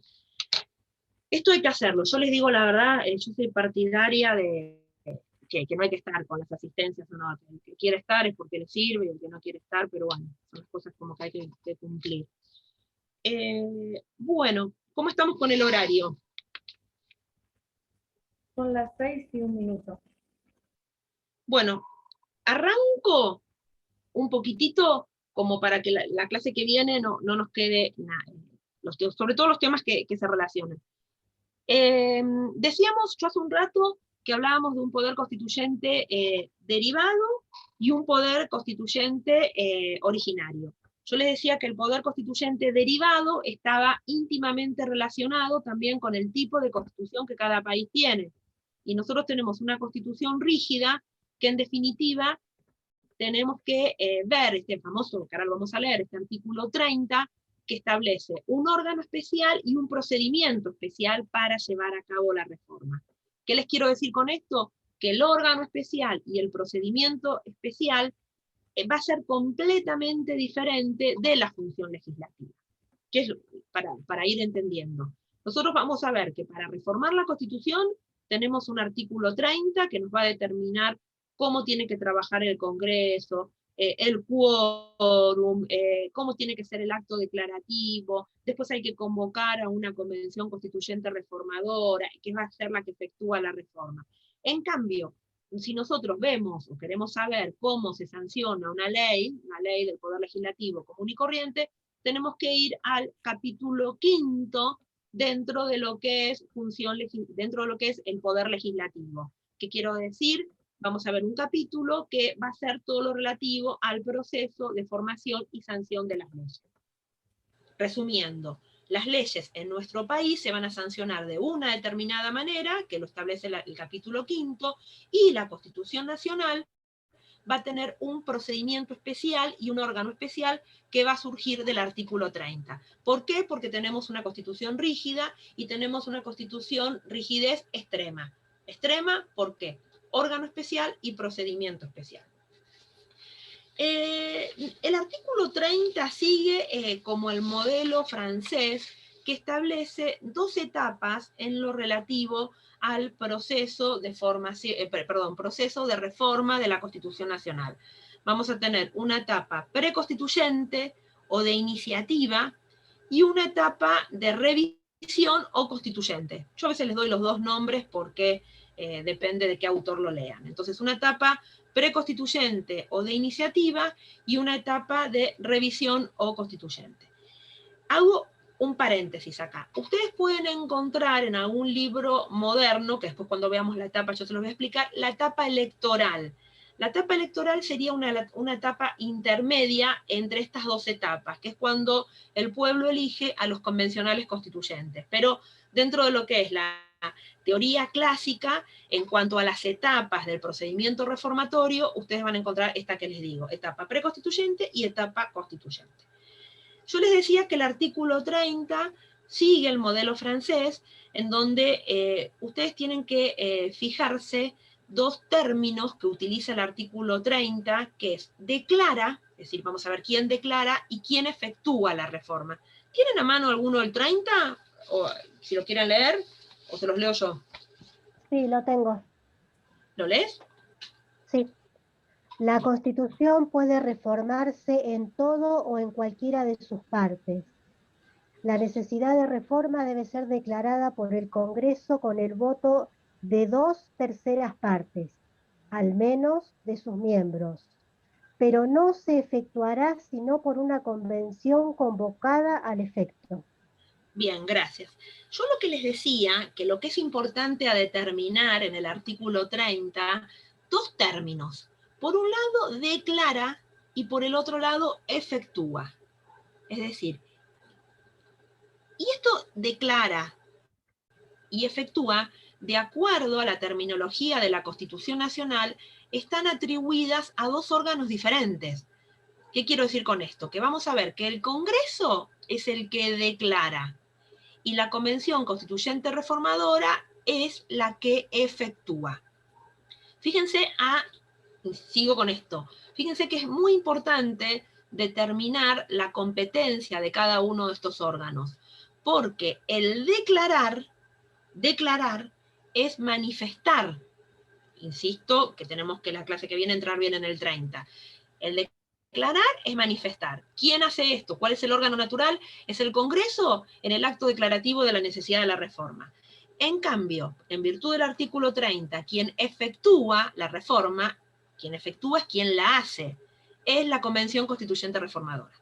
Entonces, insisto con esto, declarar y efectuar, porque sin duda el hacer, el efectuar, es una acción mucho más intensa que el declarar, ¿no? Entonces, el hacer, el efectuar, es más importante que el declarar. Entonces, a no equivocarse y a siempre determinar, en definitiva, cuál es la función de cada uno de estos órganos. El Congreso declara y la Convención Constituyente es la que efectúa la reforma. Esto, ya les decía, este artículo 30 sigue el modelo francés, que en definitiva establece bien estas 2 partes. Antes de entrar en el procedimiento reformatorio, que no sé si voy a entrar hoy para no cortarlo, algo que ya se lo hemos hablado. Fíjense que el artículo 30 comienza estableciendo la Constitución puede reformarse en el todo o en cualquiera de sus partes.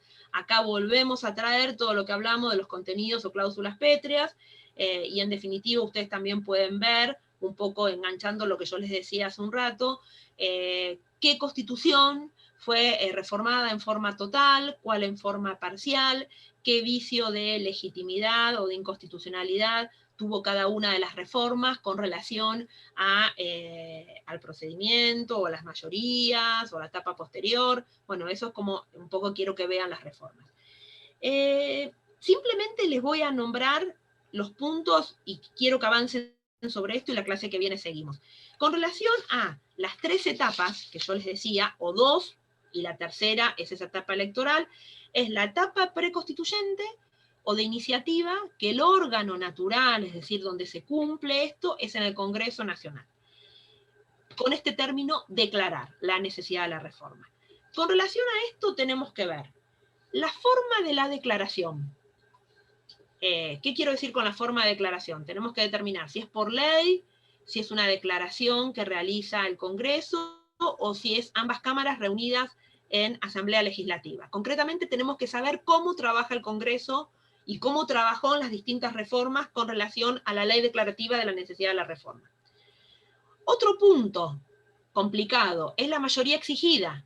¿Por qué complicado? Porque el artículo 30 habla de un porcentaje, habla de los 2/3 al menos de sus miembros. Otra vez, la doctrina dividida o qué pasó en las diferentes reformas, porque ahí pueden ser de los miembros presentes o de la totalidad. Es decir, que es un punto también que hay laguna. Y otro punto, esto es en la primera etapa, ¿no? Es el alcance de la reforma. Es decir, el Congreso es quien delimita el alcance de la reforma. Y a su vez, luego de lo que ocurrió con la reforma de 1994, van a encontrar que ese alcance de la reforma puede ser amplio, como la reforma del 49, estricto, como el resto de las reformas, salvo la del 49 y la del 94, y estrictísimo la reforma del 94. Le estoy dando como los tópicos, como para esto lo vamos a desarrollar, ¿no? Entonces yo les decía, el alcance de la reforma puede ser amplio, estricto o estrictísimo. Amplio 1949, estricto todo el resto de las reformas, menos la de 1949, la del 94, y estrictísimo 1994. Después pasamos a esta segunda etapa o etapa electoral, que les decía que es una etapa intermedia entre la primera y segunda etapa, que ahí tenemos que ver la elección de la convención y la integración de la convención. Elección de la convención e integración. Cómo elegimos a los convencionales constituyentes, qué requisitos tienen que tener, a través de qué sistema. Esa sería la etapa electoral. Y en definitiva, y esta etapa donde se cumple el órgano natural, ya sería en el cuerpo electoral. Es decir, nosotros, pueblo, que elegimos a los convencionales constituyentes, que son los que forman o integran la Convención Constituyente Reformadora. ¿Se entiende? Vayan como anotando los puntos, porque sobre esto quiero que ustedes avancen. Y la última etapa, que ya tenemos la etapa constituyente o reformadora propiamente dicha, el órgano natural, es decir, en definitiva, donde se desarrolla esta etapa, ya vamos al 30, es la Convención Constituyente Reformadora, órgano extraordinario, órgano especial, órgano ad hoc, y sobre esto tenemos que ver cuáles son las facultades de la Convención, el lugar donde se va a desarrollar, en definitiva, el trabajo de la Convención, quién lo determina el lugar, y por último la duración, es decir, cuánto tiempo va a trabajar la Convención Constituyente Reformadora, y si eso lo puede determinar la propia Convención, la duración, o es una facultad del Congreso en el acto declarativo. Estos serían como, insisto, los puntos fundamentales como para analizar el procedimiento reformatorio. La clase que viene, voy a arrancar con procedimiento reformatorio, viene el 30, y voy a comenzar con la reforma de 1994. Para hablar de la reforma de 1994 tenemos que hablar un poco del contexto histórico, Pacto de Olivos, la ley 24.309, que es la ley declarativa de la necesidad de la reforma, y les voy anticipando los fallos que van unidos a la reforma. Disculpe, ¿puede repetir la ley que nombró recién? 24.309. Esa Gracias. ley es la ley que declaró la necesidad de la reforma de 1994. Sobre esa ley tienen que leer la ley y la tenemos que analizar, ¿no? Vamos a ver cómo la vamos viendo. Y lo último que les digo son los fallos que van de la mano con la reforma de 1994. Es como que yo estoy anticipando la clase que viene y la otra, por decirlo. Pero para que vayan buscando el material. Es el caso Polino, el caso Romero Feris contra Estado Nacional,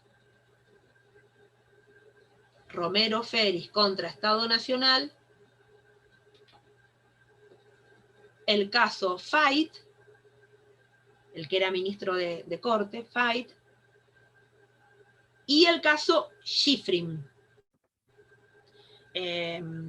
Schifrin, ¿cómo se escribe? ¿Puede deletrar? Sí, estaba pensando que lo tenía escrito.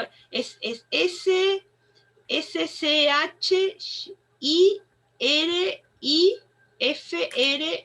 Schifrin. Como el Lalo, el compositor. Claro. Este era un camarista de La Plata, Schifrin. Tal cual, el compositor. Bueno, estos 4 casos, Polino, Fay, Romero Feris y Schifrin, van de la mano para todo lo que es la reforma del 94 y lo último, no sé, creo que vamos a terminar en diciembre, y la inconstitucionalidad de una reforma constitucional. La posibilidad de declarar la inconstitucionalidad de una reforma constitucional. Es decir, con esto que les estoy dando, prácticamente sería terminando la bolilla reforma. Pero les quiero como adelantar. Entonces, para recapitular, clase que viene, porque, es decir, hoy como que traté de extenderme, explicar siempre, que me pregunten les voy a explicar, pero ya la clase que viene tengo que ir como avanzando más rápido porque tenemos que ver procedimiento reformatorio, entrar en la reforma del 94, Pacto de Olivos, ley 24.309, y ver si podemos llegar a algún fallo. El único problema que tenemos es un poco el tiempo, les digo la verdad. Pero bueno, vamos a hacer todo lo posible y por eso me gusta como adelantar los temas, como para que ustedes lean y capaz que no detenerme tanto en un procedimiento reformatorio, ir a explicarles los fallos, que es como más difícil, capaz que para ustedes de entender. Bueno, pregunta. Sí, en cuanto a las etapas y el procedimiento reformatorio, usted dijo que en cuanto a esas 2 etapas, que había unos puntos en los cuales había que resaltar. Específicamente, ¿cuáles son? Y eso que les fui diciendo, por ejemplo, en la etapa preconstituyente sería la forma de declaración, que les dije, la forma de declaración, si quieren poner paréntesis, que se puede hacer por ley, por declaración o por declaración de ambas cámaras en asamblea. Forma de declaración, mayoría exigida y el alcance de la reforma. Esos 3 serían en la etapa preconstituyente. Forma de declaración, mayoría exigida y el alcance de la reforma. Sí. En la segunda etapa, que ya les digo, no es que no tenga importancia, pero para los fines constitucionales es donde elegimos, en definitiva, a los convencionales constituyentes. Ahí sí, es elección de la convención e integración. Y en la última etapa tenés las facultades de la convención, lugar y duración. Profe, ¿le puedo hacer una pregunta? ¿Sí? ¿De la guía de constitucional vamos a usar algo? Bueno, te digo la verdad, ni sabía que una guía en cuanto a los temas, en cuanto a... Esta. ¿Se ve? Sí, la verdad que nosotros, te soy sincera, somos partidarios, y más Daniel, que vayan a los libros. No le estoy diciendo ni que compren un libro, ni que nada, pero que tengan un acceso, ya sea vía hoy en día se pueden bajar, o capaz la fotocopia del libro. Yo si me decís así como título global que te diga la guía de constitucional, se me ocurre que una guía debe ser algo medio reducido, que no quita que cada uno puede leer el tema de donde sea. El tema es que no sea algo tan reducido que después los institutos no terminen esa... Vos fíjate, me mostraste una cosita así, yo te muestro, por ejemplo, un tomo, y es esto, mirá. ¿Qué quiero decir con esto? Si vos el tema, por la guía, más las clases, más algo que puedes aportar, lo tenés completo, bárbaro. Pero a veces, a mí lo que me parece que a veces cuando se hace una guía, el que hace la guía es el que tiene toda la información, y a medida que ustedes van leyendo, es como cada vez van resumiendo más. Pero eso vos andás fijándote, yo te soy sincera, si pueden acceder a los libros o a la fotocopia de los libros, me parece como mejor. Y siempre las clases siempre se aprende. Se lo consultaba porque está en la bibliografía de la página, nada más que por eso.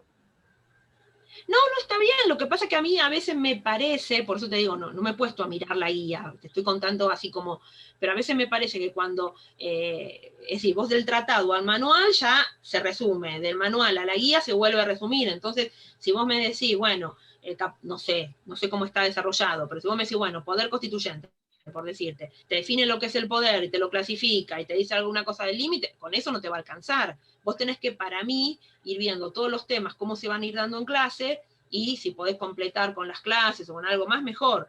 Pero, insisto, capaz que no he leído toda la guía como para decirte esto está bien, esto no está bien.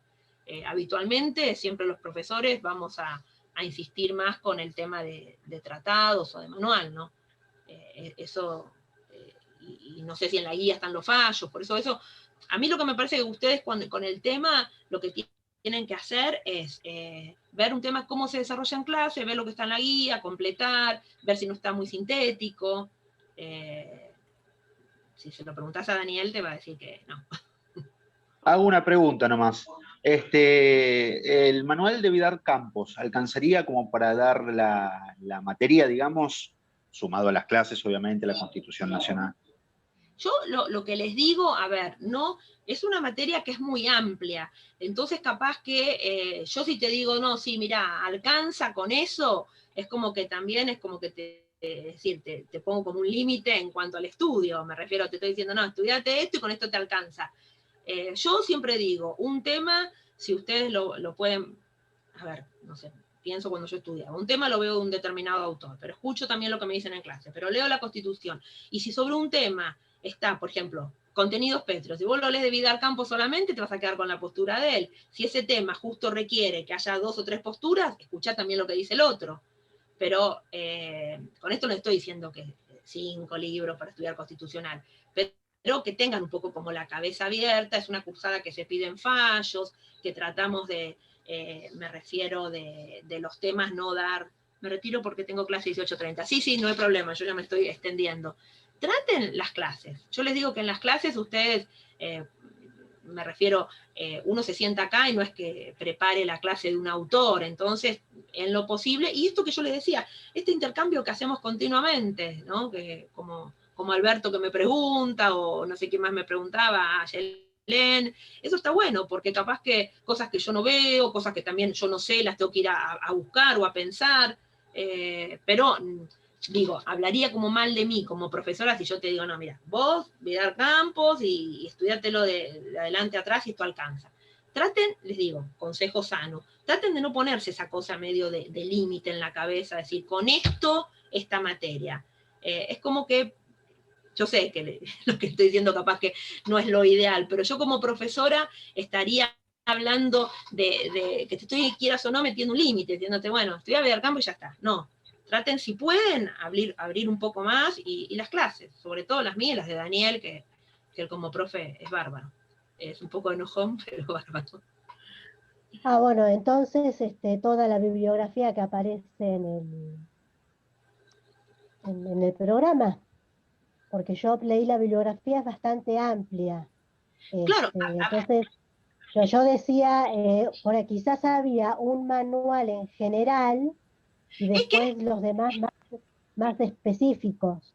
Claro, es que un poco, lo que pasa es que la pregunta de Federico fue diferente. Él me dijo, ¿con Vidar Campos solo alcanza? Es diferente lo que él me preguntó, lo que vos me decís. Vos capaz que, no sé, cualquier tema, de repente, estás viendo esto que te digo, poder constituyente, bueno, que sepas cómo funciona capaz que la parte teórica. Ahora, vamos a la reforma del 94, que es una reforma un poco, fue como más problemática, por decir, o más compleja, sería el punto. Entonces está bueno que, a ver, que sepas cómo funcionó el Pacto de Olivos, que sepas cómo funcionó la ley, que sepas cómo...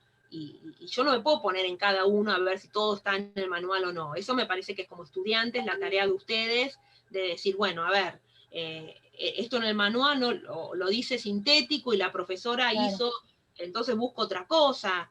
Es como, a ver, insisto, ustedes traten de, están en la facu, esto no es un secundario, traten como de abrir la cabeza y todo lo que sea conocimiento, diferentes posturas, traten de absorber todo. Están en segundo año y lo ideal de la facu es eso, de buscarle, no como que es un secundario, yo que sé, amigo, en secundario odiaba física, entonces yo agarraba, me traían el manual de física y estudiaba todo medio eso, como decir, me lo saco de encima. Esto no es sacárselo de encima, es aprender la materia. Entonces aprender la materia requiere, cuanto mayor conocimiento, mejor, cuanto más puedan incorporar, me escuchan a mí, lo escuchan a Daniel, si hay algún tema de actualidad, si quieren verlo, eso es un poco, porque justo es una materia que da para eso, teoría constitucional. Diferente, no sé, que ustedes estén viendo capaz que algo más específico. Me retiro, sí, está bien, vayan tranqui. Bueno, creo que, insisto, acá es sumar, no es restar. Por eso no se pongan ustedes un límite. No sé si como que fui clara en eso. Yo sé que capaz que, obvio, uno cursa otra materia, tiene el trabajo, esto, y a veces yo lo tengo que leer, pero bueno, piensan que no es para sacársela de encima y aprobar, es constitucional, hay que, a mí la materia la amo, por decirlo, hace un montón de años que doy, y me gusta todo lo que puedo darles y aportar, me encanta, no como una cosa, bueno, sí, va a ver esto y sigo de largo. A mí, aparte es una materia, les digo la verdad, constitucional, va de la mano de humanos, y después ya entra en los públicos, en los penales, y todos los principios que ustedes, sobre todo humanos, todos los principios que ustedes puedan adquirir y ver cómo funcionan, y eso les sirve para la vida misma. Así que por eso, yo sé que capaz que es más fácil que yo le diga, bueno, sí, estudien por el manual y ya con esto, pero no se lo van a decir. Y un consejo sano, todo lo que sea, no, ni manual, guía, me dijeron, todo lo que sea guía y eso, traten a Daniel, no, porque él es el adjunto. Ayer lo repitió un montón de veces. Y ayer lo repitió un montón de veces y dijo que no. No, por eso. Por eso, a ver, hoy en día, es decir, no les estoy diciendo por un tema económico que compren el libro, les estoy diciendo que bajen. Mismo yo lo que había hecho, por ejemplo, de esta autora, que a mí me gusta, que es la Constitución comentada relativamente nueva, ¿no? De María Angélica Geli. Yo en la como es ahí en el campo virtual, el cuatrimestre pasado, le había bajado algunos, es una Constitución comentada, entonces le había bajado como de algunos temas, eso por ebook, como para que ustedes lo tengan. Pero bueno, de alguna forma u otra, ahora como que hay más acceso que antes, que uno tenía que o fotocopiar o comprar el libro. Ahora lo puede hasta muchas cosas leer por internet. Los fallos lo mismo, cuando veamos fallos tienen que ir a buscar el fallo. Uno después puede decirle, a ver, la Corte por mayoría estableció tal cosa, pero en general tenemos que leer el fallo, ¿no? Así que bueno, a estudiar. Bueno, ¿alguna otra duda? No. No, leer. Bueno, Roxana, ¿alguna duda? No, porque justo No. Bueno, acuérdense si con la reforma. Sí, sean así, estén curiosos, por definirlo, ¿no? Curiosos con la materia, por decirlo de una manera. Una pregunta, para hacer alguna consulta, ¿hay algún foro dentro del campus?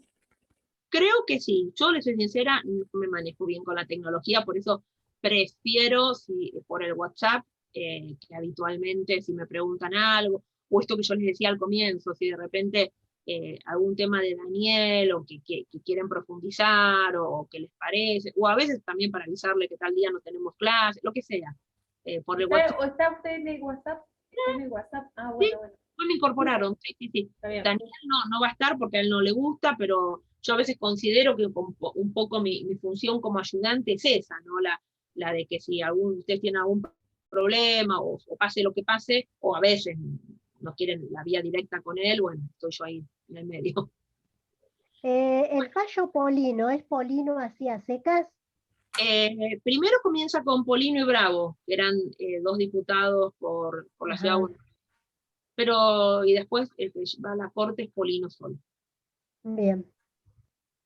¿Estamos todos? ¿Está? Sí. Bueno. Listo, profe. Nos vemos el Hasta luego, miércoles. gracias. Nos vemos el miércoles. Nada, gracias. Hasta luego. Chao. Quedamos 13, 12, bueno. ¿Qué me quería decir algo o no, Alberto? No.